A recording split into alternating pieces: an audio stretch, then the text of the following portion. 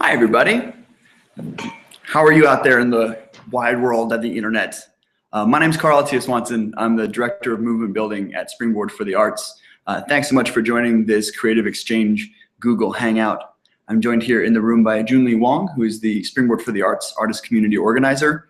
And we're working to make sure that Andrew Tran, who's a graduate assistant at the University of Minnesota in the Center for Urban and Regional Affairs, to get him on the line as well so that we can have this Google Hangout to talk about some of the toolkits from Creative Exchange. So a little bit of context before we actually start this conversation. Creative Exchange is a national storytelling and resource sharing platform. It is a place to share stories about artists working in community and around community, and then also to share resources and toolkits based on practical programs that can bring artists and community members together. You can find it online at springboardexchange.org. You can email me and Creative Exchange at creativeexchange@springboardforthearts.org, or find us on Facebook and Twitter. If you do have questions about the Creative Exchange and about this conversation, if you can you can tweet at us at createexchange. Createexchange is the Twitter handle. That's what I want to say. I'm going to invite Andrew one more time to get him in on this conversation to make sure that we have him, because we want to talk about two different toolkits today: the Irrigate Artist-led Creative Placemaking Toolkit, and then also the Road to the Community Plan, which Andrew created at the Center for Urban and Regional Affairs. I should say that Creative Exchange is a project of Springboard for the Arts, along with Urban Innovation Exchange and Issue Media Group, with key funding from the John S. and James L. Knight Foundation, as well as support from the Cerna Foundation and the Kresge Foundation. So now that all those housekeeping and intro things are out of the way, hi, Jun-Li. How are you? I'm good. Thanks, Carl. Good. Thanks for being here. And we're going to work to make sure that Andrew gets on this call. But for right now, can you talk a little bit about what you do here at Springboard for the Arts? And get into Irrigate a little bit. Sure. So Jun-Li speaking here to you all. Thanks for joining us. My title is Artist Community Organizer, and I run our community development programs at Springboard. It's a sort of 3-year-old program area, and it really is about recognizing the value of artists within their communities and looking at the reciprocal relationship artists can play in their community, and then also the role that communities play in supporting their own artists.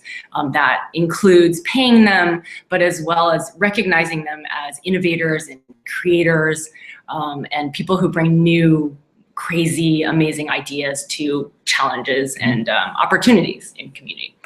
And so that takes us to Irrigate. Yep. That's what we're here to talk about. And Irrigate was, we've pretty much just finished it, but it was a 3-year-long initiative with 2 other partners, so with the City of St. Paul and with Twin Cities Local Initiative Support Corporation.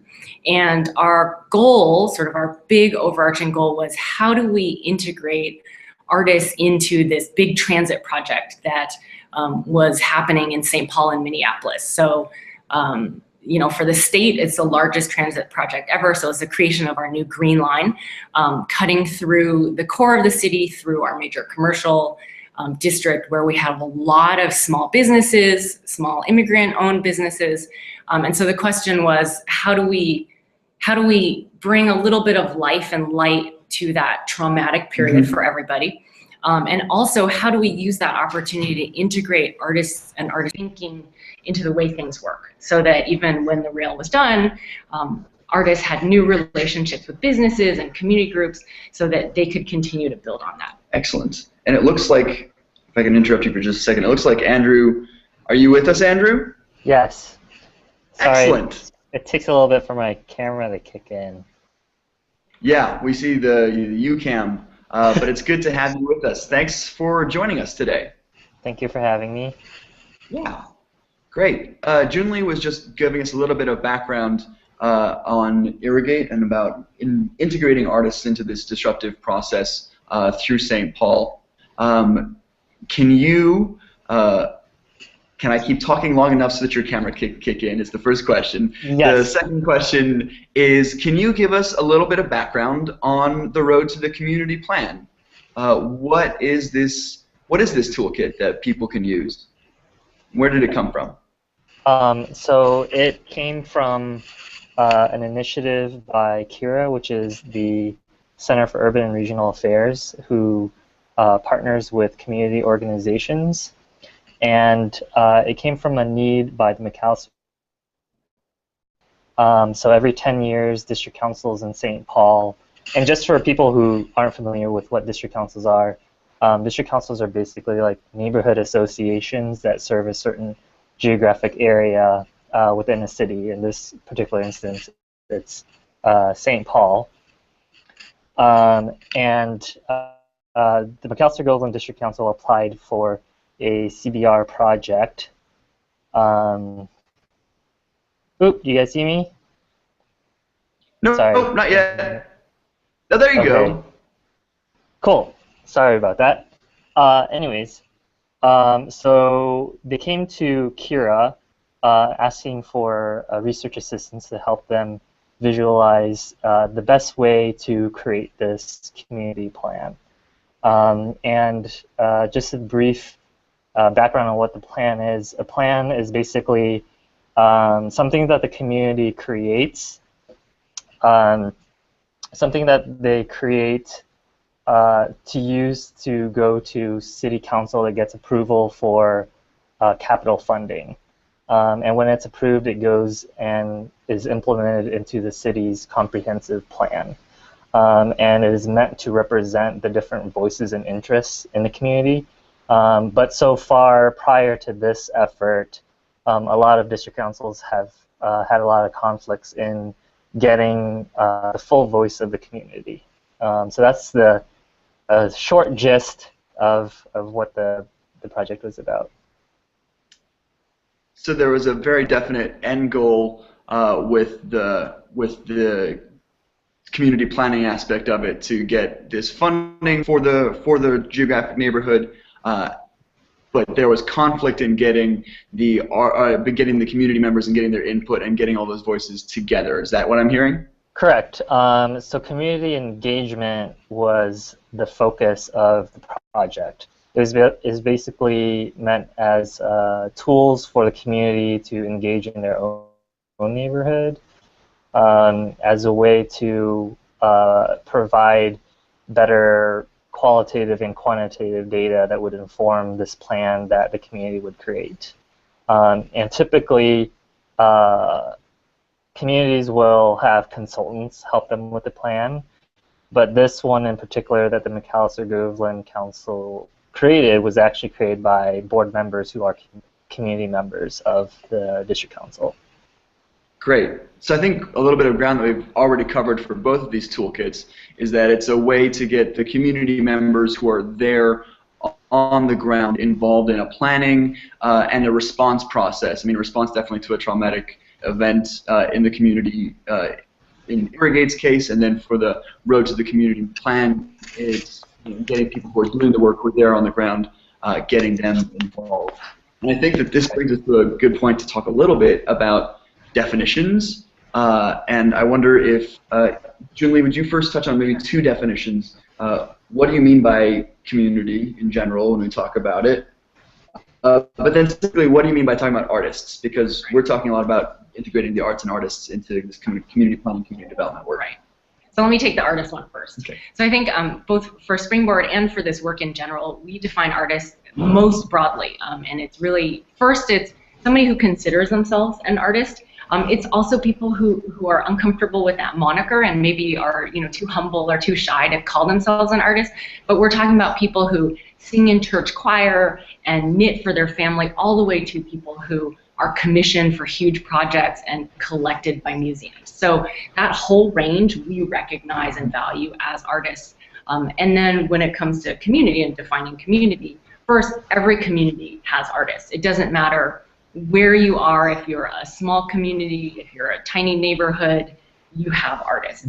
And then in terms of community, I think a lot of our work is focused on sort of a place or geographically based community, but of course for community, we could spend all day on that, but I think it's, for our work, it's really about people who share some kind of physical geographic space, but also recognizing there are different communities within that. Absolutely. And then for Irrigate, we had a specific criteria of people who either lived, worked, or had some sort of meaningful association with the area. What we called our artist shed, rather than a watershed, but where the artist came from. And that's another thing that's really important.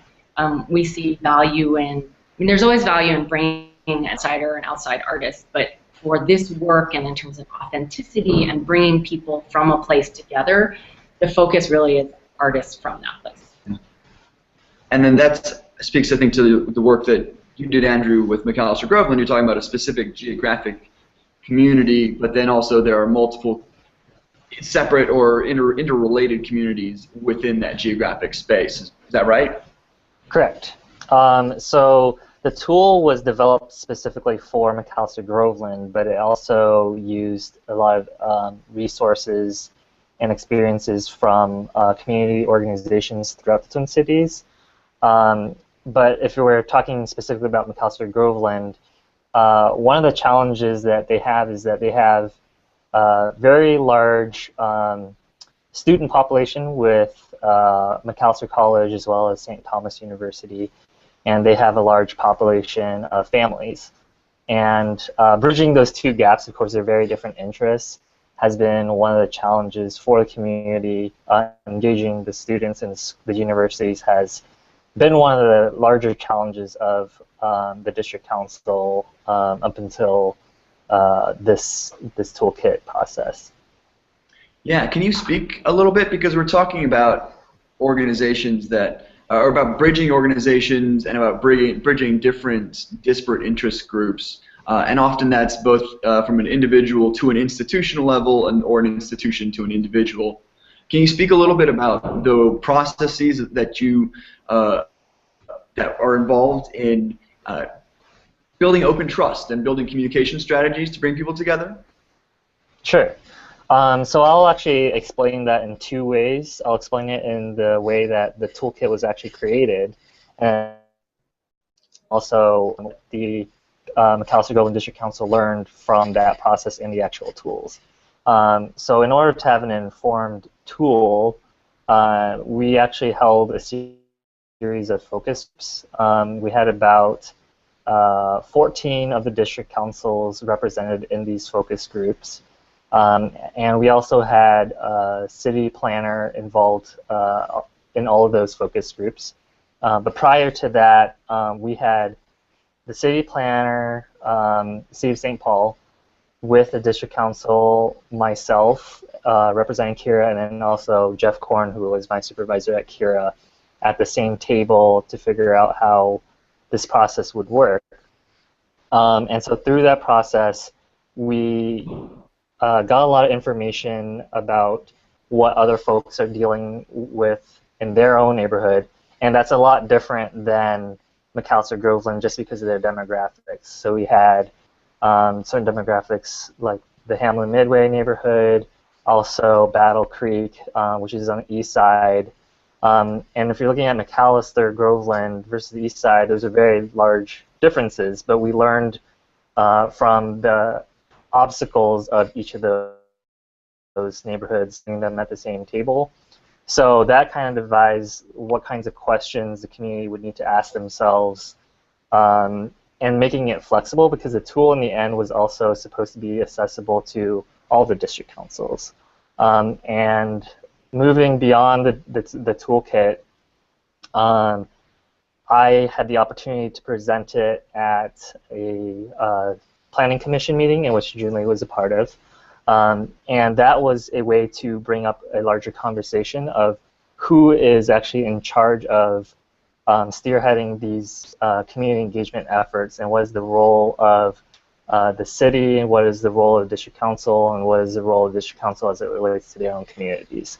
So there was a lot of questions and dialogue that came out of that, and it kind of resulted in the city, the planning commission understanding that the city should, because they're limited in capacity, they still should try to figure out how to steward these kinds of processes and assist in a technical, being a technical resource for the community, because they can't really do it themselves.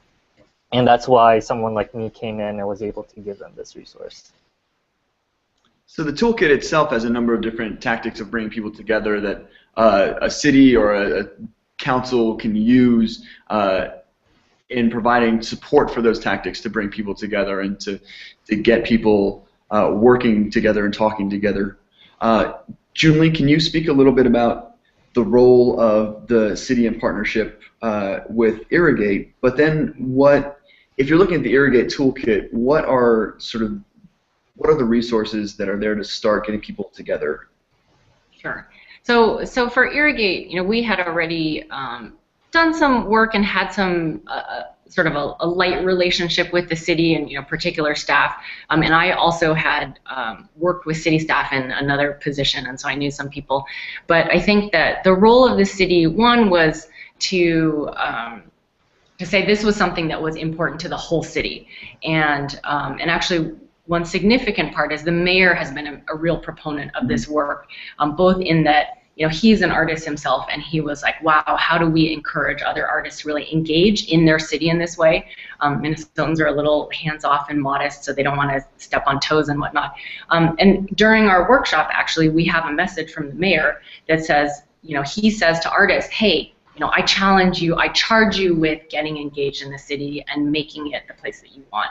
Can you pause for a second there? Yes. You just mentioned a workshop. Yes. What is that workshop? Okay, so as part of Irrigate, one of the things that we do is we offer a free workshop to the local artists, from the Artist Shed, that talks about creative placemaking and the potential role of artists in creating change and bringing new ideas. And then the other half of the workshop is really about how to work in relationship with a non-artist. Mm-hmm. So how to walk into a business and have a conversation and discover shared interests, and then to work from that. So things like team building and leadership style and whatnot. So that's the workshop. Mm-hmm. And then after that, artists have access to support to do projects. But back to the city part, then the city role. We work with different city staff and different departments to support the artists and their projects. So, maybe it was Public Works to look at, where can we temporarily attach bicycles to light poles, bicycles that talk about wayfinding. Sure. And whatnot. Sure. But so the city, in that same sort of technical support and capacity, frees up some resources, maybe not even financial resources in this case, but right. Permitting and access, yep. And having that participation is important. It was critical. It was much easier to pick up the phone and say, hey, this is Irrigate. What do you think about this idea? Yeah. So the city put in some capacity, mm-hmm. but not specific financial resources. Yeah. And then so Irrigate was specifically designed for this citywide large-scale disruption of the Irrigate toolkit, though, we've scaled it so that you can do it in different scales. Right. Can you talk a little bit about how to apply it or how it might be applied? Sure. So Irrigate, we were lucky we did this 3-year-long process, but it really is designed, you could do one workshop with 20 artists and we support 5 projects. Mm-hmm. So we've actually worked with, in Mesa, Arizona, we sort of piloted this and they've done it at a very small, modest scale. So it really can be scaled down, it can be scaled up. It could be, literally one commercial node or a block that you focus on, or a particular community. It doesn't need to be, an entire light rail line that triggers something like this. Yeah. We talked a little bit in abstract about, artists working with businesses and community members. Can you give us just an example of what that looks like? Sure.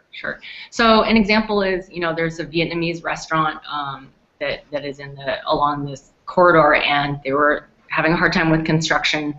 And for them, they were a restaurant, they serve food. And a couple of artists kept sort of knocking on their door and saying, hey, you have this great space, could we put on a family-friendly cabaret show or a jazz night there? And, they sort of wore down the business owner, actually. So the first project was this family-friendly cabaret at the Vietnamese restaurant.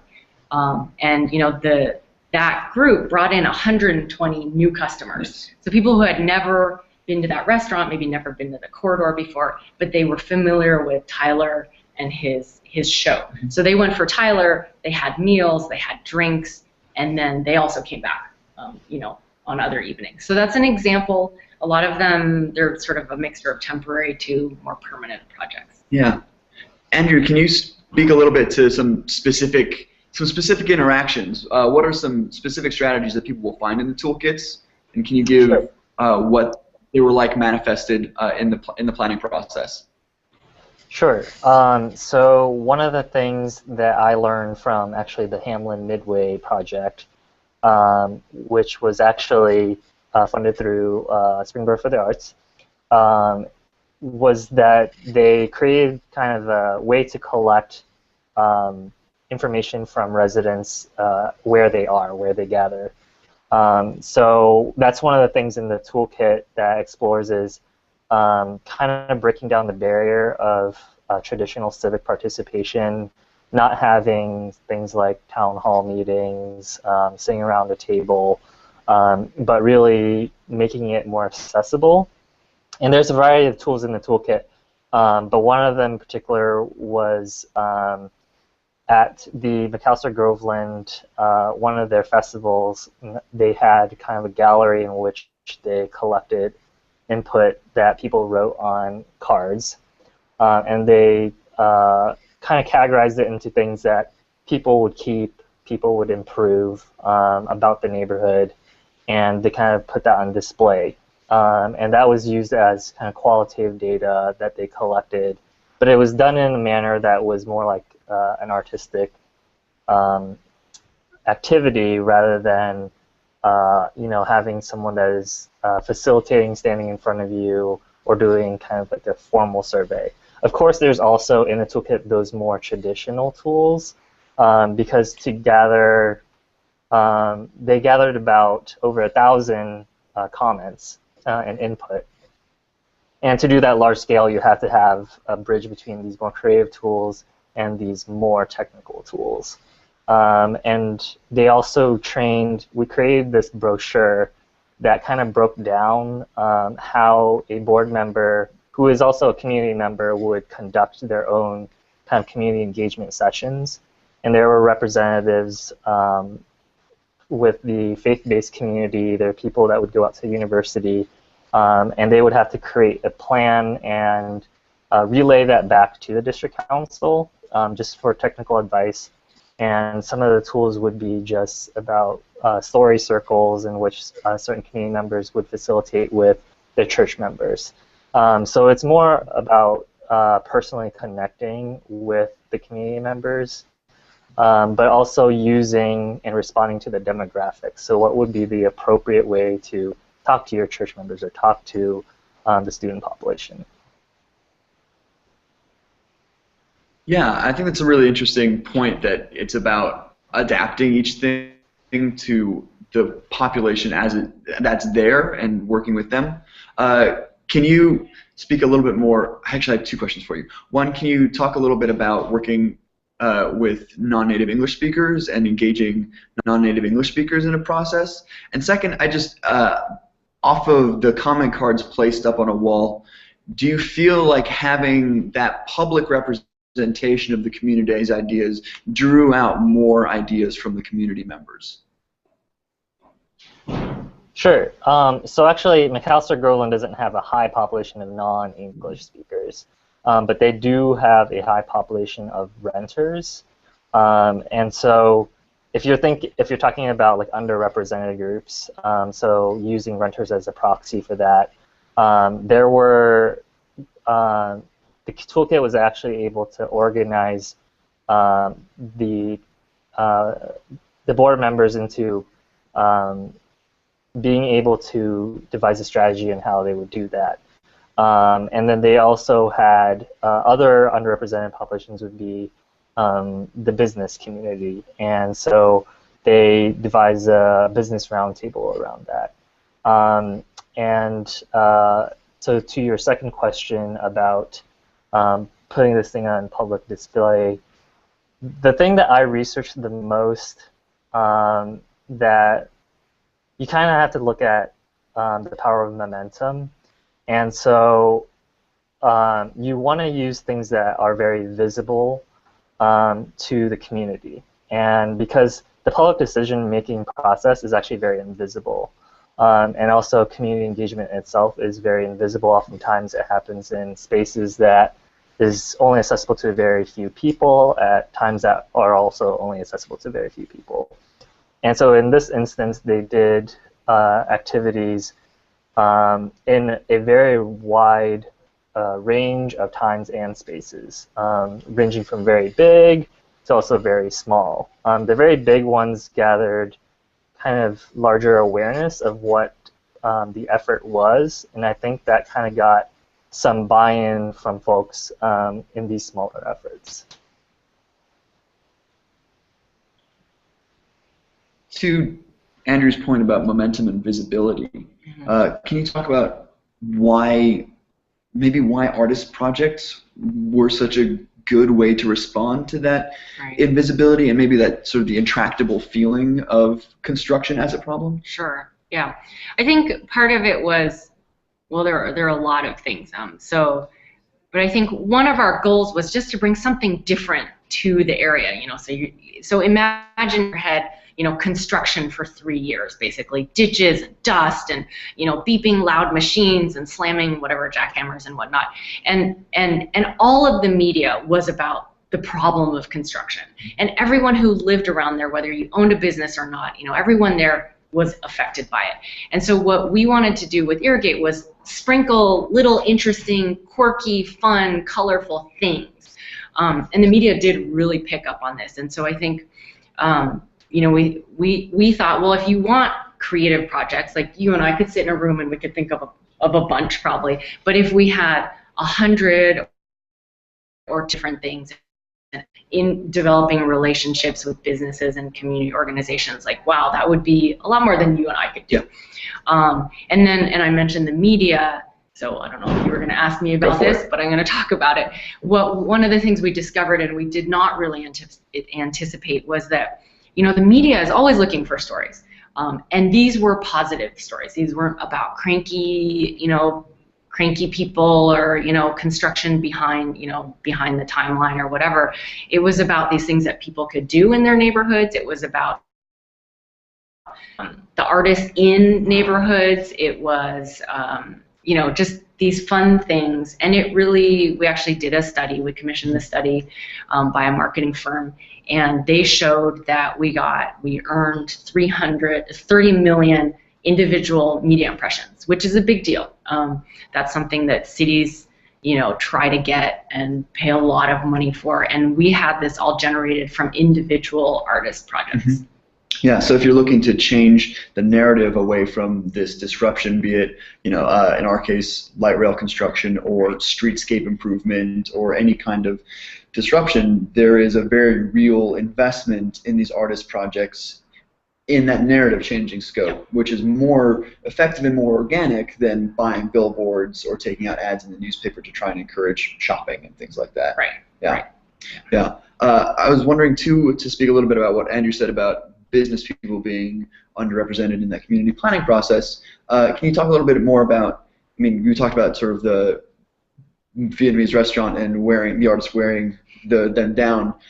What was the response of business communities, and how did you encourage a positive response? Right. Well, first we had the luxury of time, right? But I think in the beginning, a lot of businesses, we actually we worked with some partners to sort of inform businesses that this was about to happen, and the response really was like, we don't understand what you're talking about, and a lot of people, when you say the word artist, they have an idea of what that means, and there's a stereotype around artists. So there was definitely sort of this, we don't know what you're talking about, we're not going to worry about it.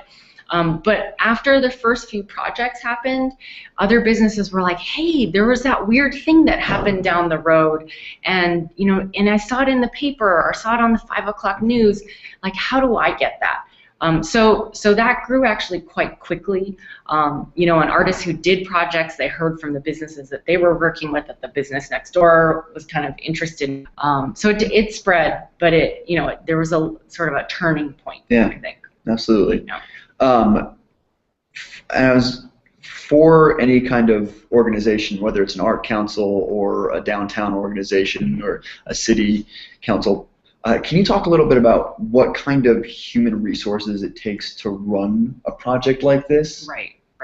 Well, I think there's the sort of maybe core team that is, looking at the thing as a whole.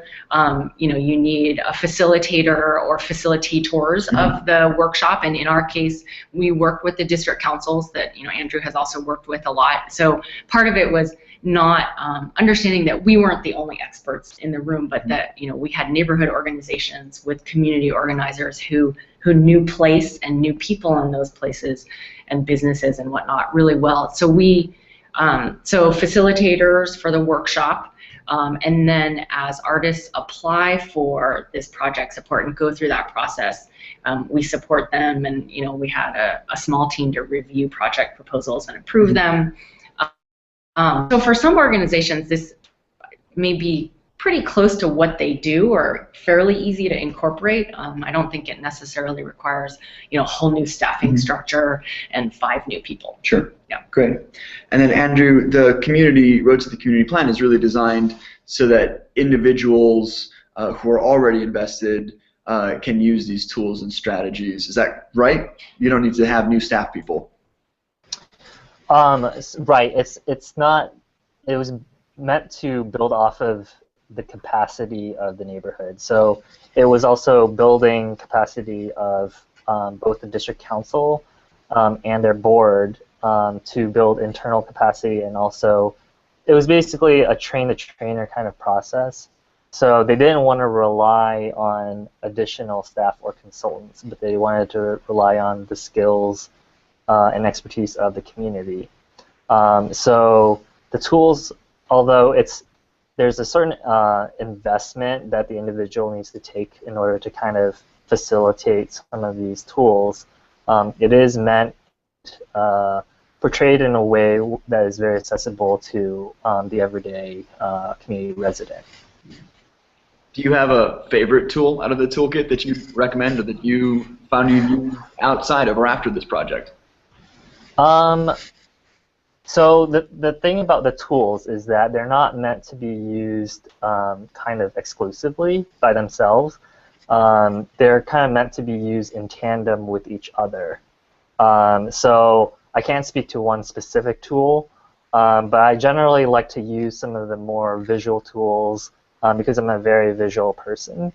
So things like having people explaining things through visual elements, or having people express their thoughts through either a sketch or some kind of writing to really break down that kind of barrier, and then using just what they create as a way to facilitate conversation. So not relying just on either a survey, which is one method, or just a face-to-face conversation, but using an array of tools in the same conversation. Great. In that same sort of vein, Jun-Li, are there any specific projects that that have stood out to you, and then maybe informed what we're doing, or what you're doing after Irrigate? Okay. I was like, I can't tell you what my favorite projects are because there were 150 for a starter. Yeah, there were a lot of projects. Yeah. So I would say there are a couple projects that we like to talk about. I mean, My Village, the Vietnamese restaurant, is one, because what I didn't say was after that experience, the business owner was like, wow, this can be a thing, and this can bring customers to my business. And so after that, there's a jazz musician who brought her band to the restaurant and did a whole, third Thursday night performances, because she wanted to develop her audience and have a place for it. And of course the restaurant benefited. And so now there's actually, I don't know, they're on their 2nd year of this regular jazz night. And the owner has started to actually book her own performances. And so that's a story that we like to share. We also have, we had a Zumba instructor, Diane Elaine, and she created her own song called the Light Rail Shuffle. And in it she talks about the history of her experience and her community's experience. And then there's a choreography that goes along with it, and she does it as a sort of flash mob. And so she did that once for her Irrigate project, and then people saw it and loved it, and the Metro Transit, Metro Council, and other sort of transit-related groups have invited her to perform it, and they've paid her, and so that's spun into something even larger and more meaningful. So I think particularly from looking at the impact on the artist and a community sort of voice, I think that's really meaningful.